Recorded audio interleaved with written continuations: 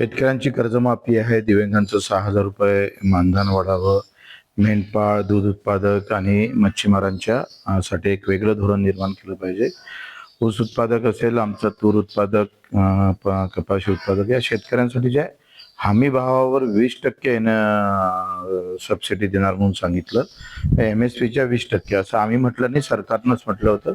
त्याची अजूनपर्यंत घोषणा नाही, त्याची मागणी पूर्ण केलेली नाही आहे. युवकांचे अतिशय बेकार हाल आहे. एकतर भत्ता द्यावा, नाही तर त्यांना रोजगाराची व्यवस्था करावी. घरकुलाचा जो निधी भेटतो तो फार कमी भेटतोय. 1.25 लाखात काहीच होत नाही. काल आम्ही पाहिलंय का बऱ्याच लोकांचे काल SMS आले आणि बच्चू 15,000 भेटलं आणि 15,000 नंतर अजूनही पैसे भेटले नाही. 3-3, 4-4, 6-6 महिने हप्ते भेटत नाही, त्यांचे उरलेले पैसे भेटत नाही. व्याजानं आणावं लागतं, घर भाड्यानं करून राहावं लागतं आणि भाडं आणि व्याज असाच खर्च 70,000 ते 80,000 होऊन जातं. म्हणजे भेटलेलं अनुदान सुद्धा पूर्ण भेटत नाही, उलट तो अडचणीत येतं. तुम्ही जर पाहिलं तर अंगणवाडी सेविकांचे अजूनही मानधन, त्यांचा पगार झाला नाही. 6 महिने झाले, विधीचे पैसे भेटले नाही. MRGS मध्ये काम करणाऱ्या मजुराचे पैसे भेटले नाही. 6-6 महिने श्रावण बाळ, अपंग, दिव्यांग यांचे पैसे भेटले नाही. मात्र मंत्र्यांचे पगार बरोबर 5 तारखेला होतं, कलेक्टरांचा पगार 5 तारखेला होतं.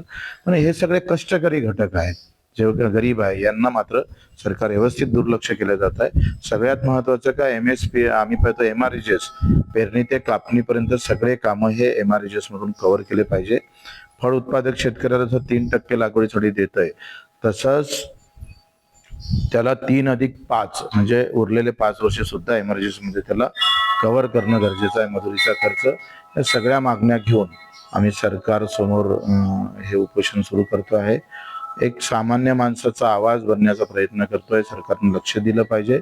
सरकारनं जर लक्ष दिलं नाही, कारण जाती OBC मराठा असेल किंवा धार्मिकता असेल प्रचंड, याच्यामध्ये मुद्द्याची लढाई आम्ही लढतोय.